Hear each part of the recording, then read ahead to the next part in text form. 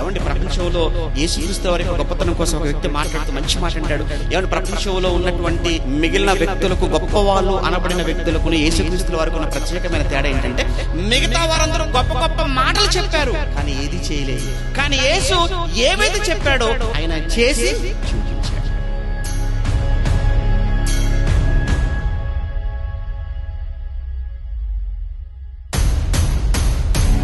అందుకు యేసు గొప్పవాడే.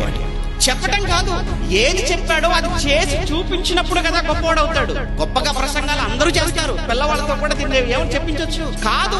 అది కాదు, మనం ఏది యేసు ప్రభువుల వారు మనకు నేర్పించింది ఏంటి? పరిచయులకు, శాస్త్ర పరిచయుల గురించి చెప్తాడు కదా, వారు చెప్పుదురే కానీ వారు చేసేవాళ్ళు కారు, కానీ నేనున్నాను, ఏది చెప్పానో అది చేసే.